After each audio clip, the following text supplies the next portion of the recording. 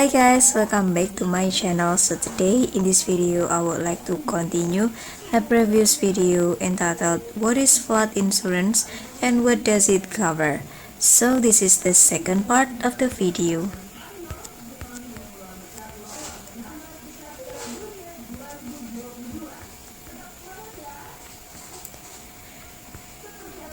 Is my home at risk of flooding?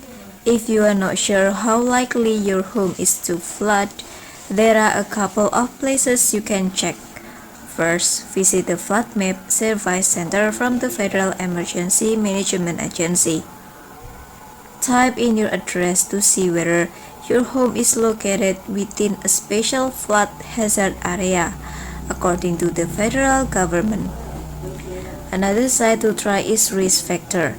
This tool from a non-profit organization uses climate change data to measure your home's risk of flooding, as well as wildfires and severe heat. If you live a low-risk area, you may want to weigh the cost of coverage against the likelihood of having to file a claim. If your area has never had serious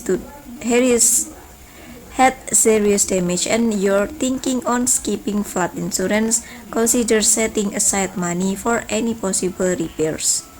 Some states, including Mississippi and South Carolina, also allow residents to put their emergency fund in catastrophe savings account. You don't need to pay state income taxes on the money that you put into this account or in the interest it earns. However, you will still need to pay federal income taxes on that money, and you could face a penalty tax from the state if you spend it on anything besides disaster repairs. Want the government help? Some people don't buy flood insurance because they assume they can get money from the federal government if their home ever floods, but this could be a costly choice. FEMA does offer grants if the president declares your state a major disaster area and approves individual assistance in your country. However, the average FEMA disaster awards is $5,000, which could fall well short of what you need to rebuild after a flood. Extra fund may be available in the form of low-interest loans from the Small Business Administration, but unlike a flood insurance payout, you will need to pay this money back. How much does flood insurance cost? The average federal flood insurance policy costs about $771 a year, according to the Net Worth analysis. You could pay significantly more or less depending on where you live, the size of your home, and other factors. For example, choosing a higher deductible could reduce your premium. NFIP deductibles for residential properties typically range from $1,000 to $10,000 for each type of coverage. How much flood insurance do I need?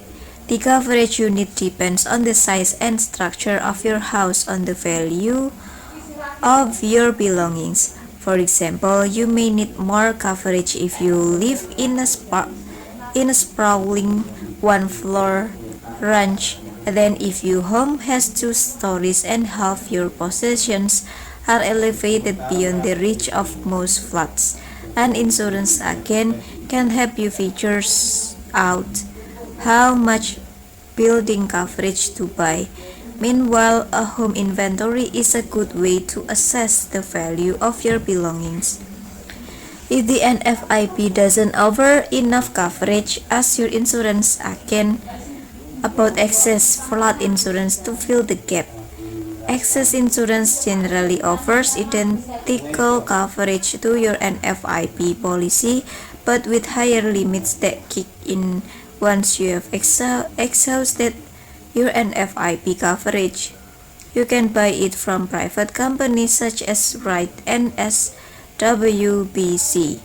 Alternatively, you can skip the NFIP and look for private flood insurance with higher limits. How to get flood insurance? You have several choices for buying flood insurance. The NFIP works with more than 50 insurers to sell its policies, so you may be able to get flood insurance from the same company that offers you auto or homeowners coverage. You must live in one of the 24,000 plus communities that participate in the program to buy an NFIP policy. If NFIP insurance is not available in your area, look for private flood insurance companies. Even if you do have access to NFIP insurance, you may be able to get lower rates from a private insurer. A local dependent again can help you shop around. Don't wait until a hurricane is barreling down on your home to get cover. There's typically a waiting period between when you buy flood insurance and when the coverage takes effect. For NFIP policies, the waiting period is usually 30 days, while other policies can have shorter periods of 10 to 14 days.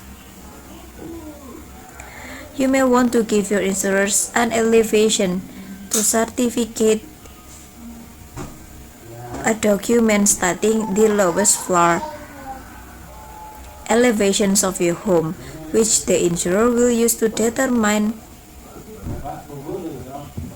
your home's flood risk. FEMA used to require elevation certificates for some property owners to get coverage, but this is no longer the case under risk rating 2.0.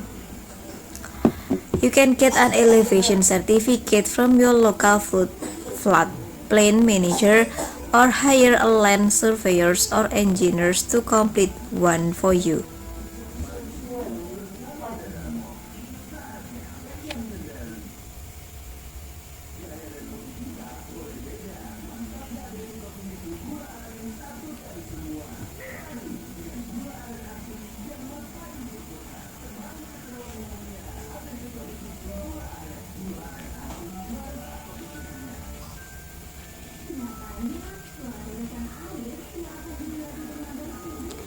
Nevertheless, tips to keep its information accurate and up-to-date. These informations may be different than what you see when you visit a financial institution, service provider, or specific product site. All financial product, shopping product, and services are presented without warranty, which when evaluating offers, please review the financial institution terms and conditions.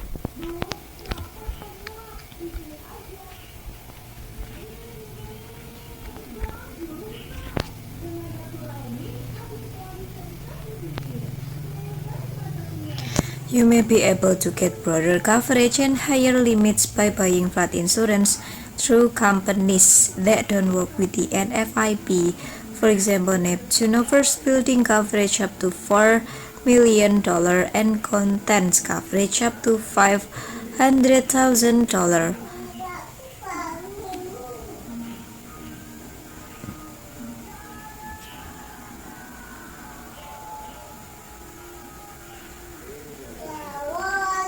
Although they won't cover flood damage, homeowners and renters policies do cover some types of water damage.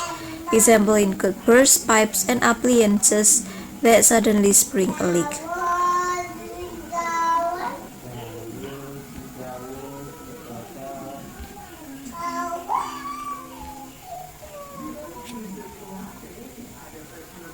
The NFIP won't pay for flood damage to any of the following: swimming pool, decks, patches, landscaping, valuable papers, currency, personal belongings in your basement, and etc. So this is the end of the article. Don't forget to watch the previous video, and also don't forget to like, comment, and subscribe. Bye.